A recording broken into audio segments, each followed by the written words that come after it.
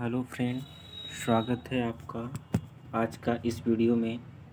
Tenth का भौतिक का पहला पाठ प्रकाश का प्रवर्तन ऑब्जेक्टिव क्वेश्चन बताएंगे, जो बोर्ड के लिए बहुत ही हेल्पफुल होगा।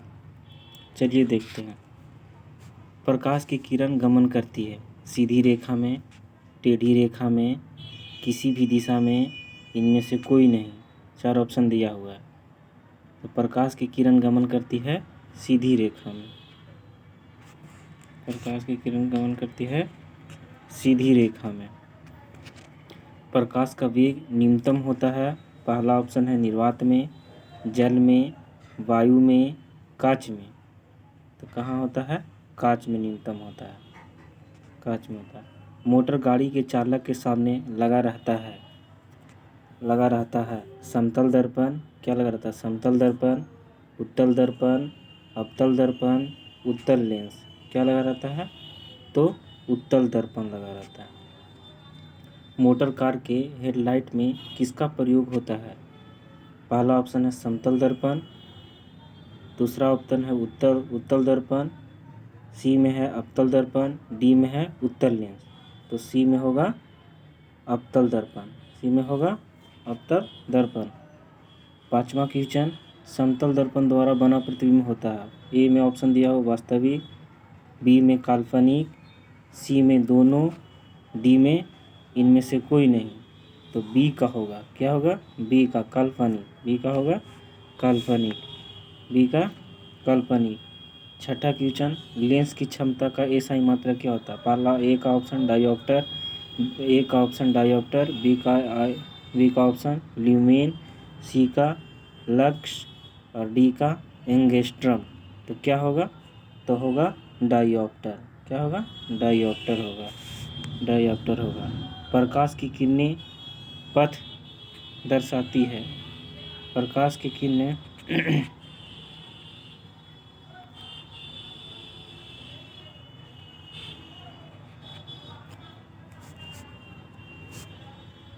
प्रकाश की किरणें का पथ दर्शाने वाले चित्रों को कहा जाता है। क्या कहा जाता है? ए में ऑप्शन है किरण आरेख, बी में है फोकस, सी में है किरण पुंज, डी में है इनमें से सभी। तो कौन होगा? किरण आरेख। क्या होगा? किरण आरेख होगा, ए वाला ऑप्शन। आठवां क्वेश्चन, टू डायोप्टर क्षमता वाले लेंस का फोकांश दर होता है। ए में ऑप्शन है 20 सेमी, बी में 30 सेमी, सी में 40 सेमी और डी में 50 सेमी। तो क्या होगा? 50 सेमी होगा। इसका क्या होगा? 50 सेमी होगा। किसी उत्तल लेंस का फोकांश दर 50 सेमी है तो उसकी क्षमता होगी, क्या होगी? ऑप्शन ए में है +5 डायोप्टर, बी में है -5 डायोप्टर, सी में है -2 डायोप्टर और डी में है +2 डायोप्टर। तो क्या होगा? तो +2 डायोप्टर होगा। 10वां क्वेश्चन, प्रकाश के किरण के समूह को क्या कहते हैं? प्रकाश के समूह को क्या? पहला ए में ऑप्शन है प्रकाश स्रोत, बी में है किरण पुंज और सी में है प्रदीप्त और डी वाला प्रकीर्णन। तो प्रकाश के किरणें के समूह को क्या कहते हैं?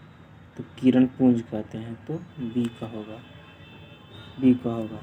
11वां क्वेश्चन, उत्तल लेंस की क्षमता होती है। उत्तल लेंस का क्षमता होती है। पहला ऑप्शन ए में है ऋणात्मक, बी में है धनात्मक, सी में है ए और बी दोनों, ऋणात्मक और धनात्मक दोनों होगा और डी में है इनमें से कोई नहीं। तो कौन होगा? तो ऑप्शन होगा बी धनात्मक। कौन होगा? धनात्मक। अब 12वां क्वेश्चन, अवतल लेंस की क्षमता होती है। तो पहला ऑप्शन ऋणात्मक, धनात्मक, ए और बी दोनों, इनमें से कोई नहीं। तो कौन होगा? तो ऋणात्मक। कौन होगा? ऋणात्मक। उत्तल लेंस को कहते हैं, उत्तल लेंस को क्या कहते हैं? अभिसारी लेंस, द्वि उत्तल लेंस, अपसारी लेंस, इनमें से कोई नहीं। क्या कहते हैं? तो अभिसारी लेंस कहते हैं। अभिसारी लेंस कहते हैं। 14वां क्वेश्चन, अवतल लेंस को कहते हैं अभिसारी लेंस, द्वि अवतल लेंस, अपसारी लेंस, इनमें से कोई नहीं। क्या कहते हैं? तो अपसारी लेंस कहते हैं। क्या कहते हैं? अपसारी लेंस कहते हैं। अपसारी लेंस कहते हैं। 15वां क्वेश्चन, इनमें से कौन सा पदार्थ लेंस बनने के लिए प्रयुक्त नहीं किया जा सकता? पहला ऑप्शन ए में है जल, बी में कांच, सी में प्लास्टिक, डी में मिट्टी। इनमें से कौन सा पदार्थ लेंस बनने के लिए प्रयुक्त नहीं है? तो कौन होगा? मिट्टी। मिट्टी होगा। किस दर्पण से हमेशा वस्तु छोटा प्रतीत होता है? पहला ऑप्शन है समतल, उत्तल, अवतल, इनमें से कोई नहीं। कौन होगा? तो उत्तल दर्पण होगा। कौन होगा? उत्तल। किस दर्पण से वस्तु का बड़ा प्रतिबिंब बनता है? पहला ऑप्शन है समतल, बी का ऑप्शन है अवतल, और सी का उत्तल, और डी का कोई नहीं। तो बी का होगा अवतल। प्रकाश के प्रवर्तन के कितने नियम हैं? तो प्रकाश के प्रवर्तन के ए में ऑप्शन है 1 है, 2 है, 3 है, 4 है। तो क्या होगा? प्रकाश के प्रवर्तन के 2 नियम हैं। जब प्रकाश की किरण हवा से कांच में प्रवेश करती है तो मुड़ जाती है। पहला ऑप्शन में अभिलंब से दूर हो जाती है। अभिलंब से दूर हो जाती है। बी में ऑप्शन है अभिलंब के निकट, सी में अभिलंब के समांतर, और डी में इनमें से कोई नहीं। कौन होगा? तो अभिलंब के निकट हो जाती है। बी का ऑप्शन होगा। फोटोग्राफी कैमरा का अभिदृष्ट होता है। पहला ऑप्शन ए में है उत्तल लेंस, अवतल लेंस, और उत्तल दर्पण, अवतल दर्पण। तो ऑप्शन क्या होगा? ए, उत्तल लेंस होगा। साइड मिरर के रूप में प्रयुक्त होता है।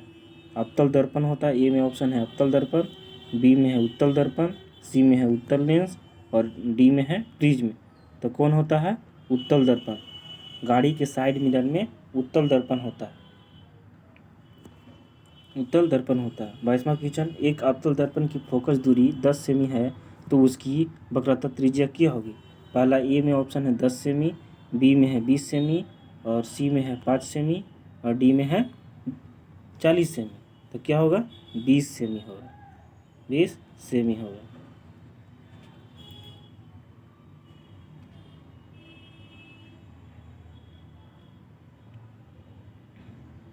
तेईसवां क्वेश्चन,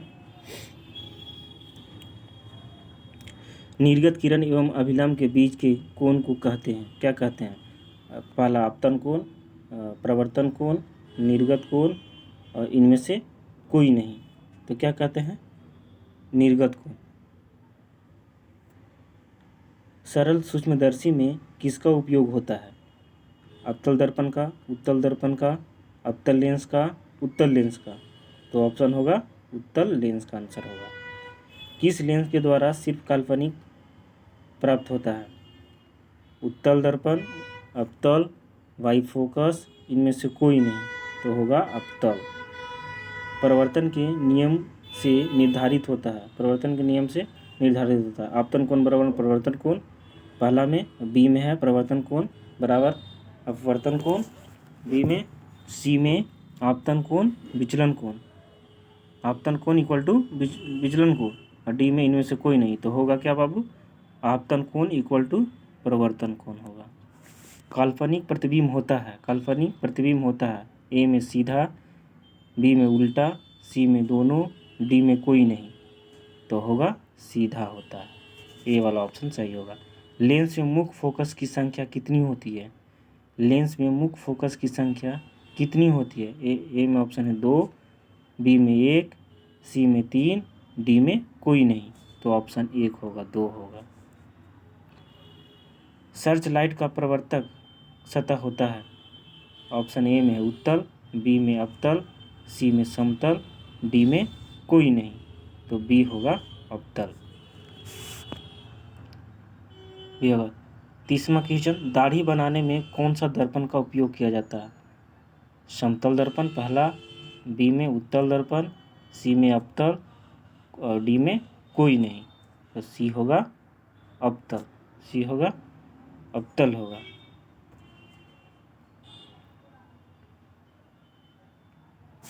चलिए 31वां क्वेश्चन, एक उत्तल लेंस की क्षमता एक डायोप्टर है तो उस लेंस की फोकस दूरी क्या होगा?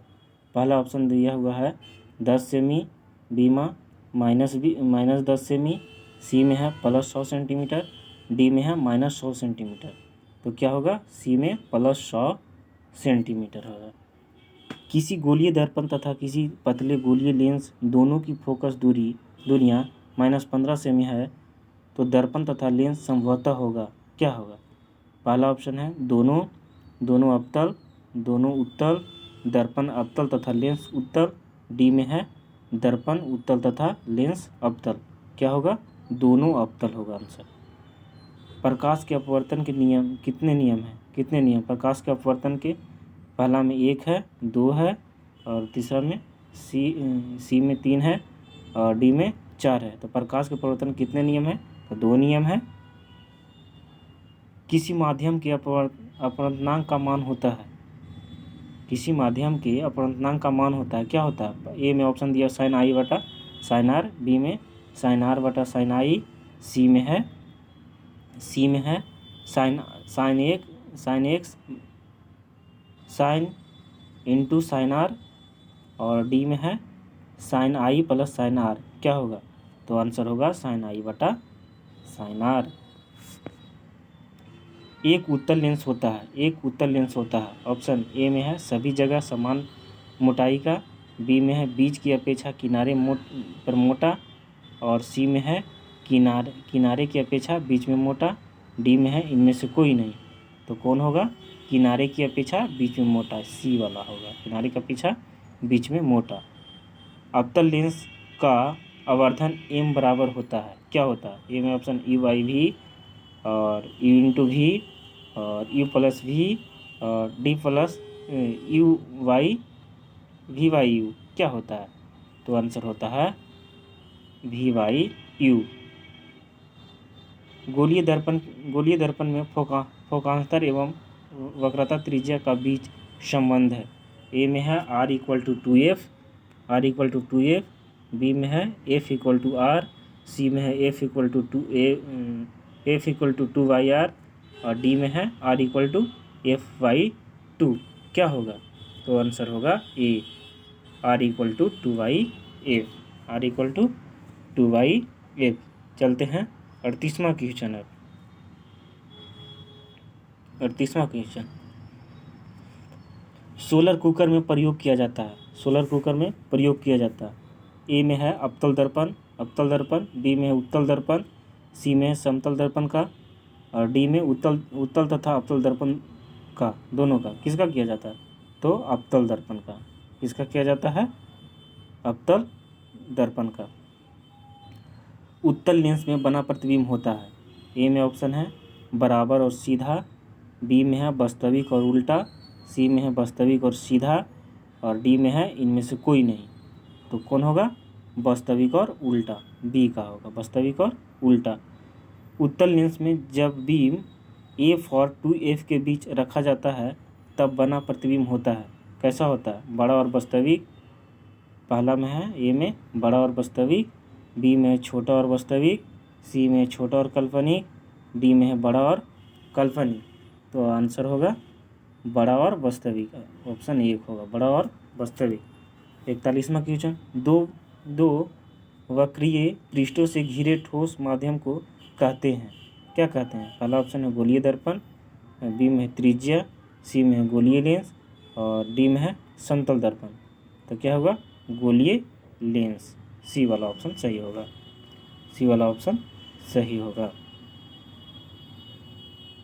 सी वाला। चलते हैं 42वां क्वेश्चन। वह गोलीय दर्पण जो बाहर की तरफ वक्रित हो कहलाता है, क्या कहलाता है? पहला में है अवतल दर्पण, बी में है समतल दर्पण, सी में है उत्तल दर्पण, डी में इनमें से कोई नहीं। क्या कहलाता है? तो सी वाला आंसर होगा उत्तल दर्पण कहलाता है, उत्तल दर्पण कहलाता है, उत्तल दर्पण कहलाता है। और 43 का गोलीय दर्पण के प्रवर्तक पृष्ठ के केंद्र को दर्पण का कहा जाता है, क्या कहा जाता है? ए में है मध्य, बी में है ध्रुव और सी में है गोलार्ध और डी में है अक्ष, तो क्या आ जाता है? ध्रुव कहा जाता है। किस लेंस द्वारा उत्पन्न आवर्धन का एसआई मात्रक क्या है? क्या है? मीटर है, सेंटीमीटर है, मिमी है, मात्रक विहीन है। क्या है? मात्रक विहीन है। क्या है? तो आंसर होगा मात्रक विहीन।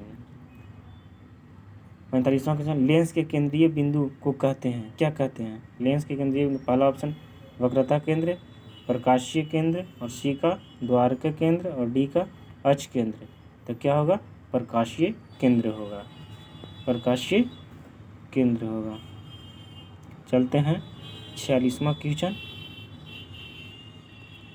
46वां क्वेश्चन, किसी शब्दकोश में पाए गए छोटे अक्षरों को पढ़ते समय आप निम्न में से कौन सा लेंस पसंद करेंगे? ए में है 50 सेमी फोकस दूरी का अवतल लेंस, बी में है 50 सेमी फोकस दूरी का उत्तल लेंस और सी में है 5 सेमी फोकस दूरी का अवतल लेंस और डी में है 5 सेमी के फोकस दूरी का उत्तल लेंस, तो आंसर हो जाएगा डी। आंसर हो जाएगा डी, 5 सेमी फोकस दूरी का उत्तल लेंस। 47 क्वेश्चन, इनमें से कौन दर्पण का सूत्र है? इनमें से कौन दर्पण का सूत्र है? ए वाला ऑप्शन है 1/v + 1/u = 1/f, बी वाला ऑप्शन है 1/u - 1/v = f और सी आंसर है, सी ऑप्शन है 1/v + u/1 = 1/f और डी है u/1 + 1/u = 1/f, तो क्या होगा? ऑप्शन इसका ए सही होगा, राइट होगा। 48 क्वेश्चन, गोलीय दर्पण का वक्रता केंद्र को किस अक्ष से निरूपित किया जाता है? ए में सी है, बी में पी है और सी को ओ है और डी में एफ है, तो क्या होगा? गोलीय दर्पण को केंद्र मतलब सी से डिनोट किया जाता है। निर्वात में प्रकाश की चाल, निर्वात में गलत लिख दिया, छाल लिख दिया। निर्वात में प्रकाश की चाल कितना होता है? पहला में है 3 × 108 मीटर पर सेकेंड और बी में है 2 × 108 किलोमीटर पर सेकेंड, सी में है 3 × 109 मीटर पर सेकेंड और डी में है 3 × 1010 मीटर पर सेकेंड, तो क्या होगा? 3 × 108 मीटर पर सेकेंड, ऑप्शन 1 वाला हो जाएगा सही। 50वां क्वेश्चन, दंत विशेषज्ञ मरीजों के दांतों का बड़ा प्रतिबिंब देखने के लिए किस दर्पण का उपयोग करते हैं? किस दर्पण का उपयोग करते हैं? पहला ऑप्शन है अवतल दर्पण, पहला ऑप्शन क्या है? अवतल दर्पण, बी में ऑप्शन समतल दर्पण और सी में उत्तल दर्पण और डी में सभी, तो क्या हो जाएगा? अवतल दर्पण सही हो जाएगा। 51 क्वेश्चन, पतले लेंस की आवर्धन क्षमता होती है, पतले लेंस की आवर्धन क्षमता होती है, ए का ऑप्शन कम और बी का ऑप्शन अधिक, सी का संतुलित, डी का सभी, तो क्या हो जाएगा? कम हो जाएगा।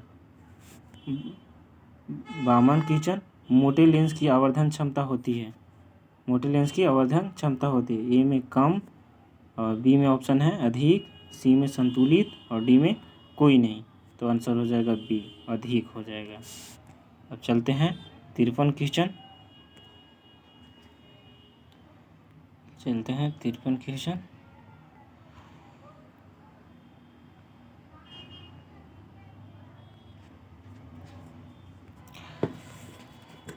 अवतल दर्पण के ध्रुव और मुख्य फोकस के बीच रखे बीम का प्रतिबिंब की प्रकृति होती है, कैसी होती है? ए में ऑप्शन है आभासी तथा उल्टा और बी में आभासी एवं सीधी, सी में है काल्पनिक एवं सीधी और डी में है सभी, क्या होगा?